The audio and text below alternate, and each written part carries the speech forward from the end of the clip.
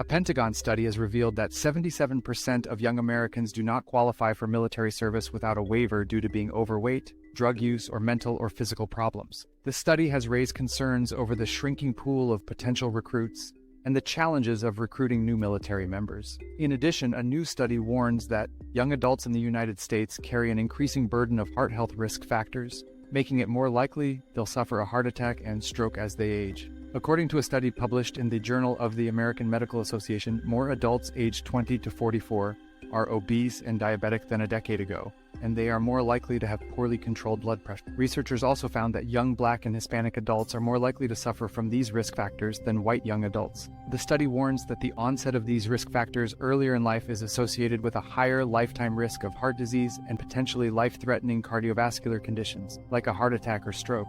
The study has raised concerns over the declining life expectancy in the United States and the need to prioritize the health of children and young adults to prevent the growing burden of heart disease. Part of the problem is the invincibility of youth, where younger individuals don't comprehend that they are at risk for some of these risk factors. Young adults are less likely to have health insurance and seek regular medical care, and they are the group with the lowest healthcare coverage, insurance coverage, and continuity of healthcare. Many young adults aren't aware that they have these risk factors, and they aren't regularly seeing a doctor.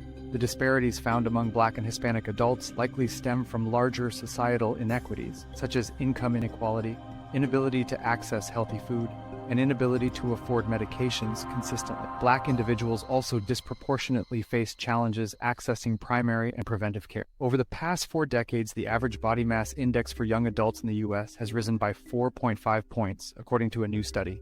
Comparing 1976 to 1980 to 2017 to 2018, average BMI grew from 23.0 to 27.5 for people in their emerging adulthood years, ages 18 to 25. This trend was largely driven by a sharp spike in obesity prevalence, with nearly 33% of this age group having obesity in 2017 to 2018. The trend was likewise paired by a jump in overweight prevalence, increasing from 18.2% of this population during the first survey period to 24.8% by 2018. All in all, this equated to 57.4% of all young adults having overweight or obesity during the most recent survey cycle. The study found that emerging adulthood is a period of exploration, change, and transitions that ultimately influences the remainder of an individual's trajectory in adulthood.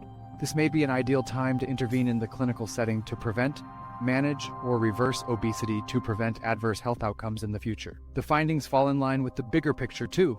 When the researchers looked at the entire scope of National Health and Nutrition Examination survey data for all U.S. adults ages 20 and older, 42% had obesity in 2017 to 2018. The study did contain one bit of good news. Rates of high cholesterol among young adults decreased from almost 41% to 36%, researchers report. The Pentagon study revealed that the most prevalent disqualification rates for military service are overweight, 11%, drug and alcohol abuse, 8%, and medical physical health, 7%.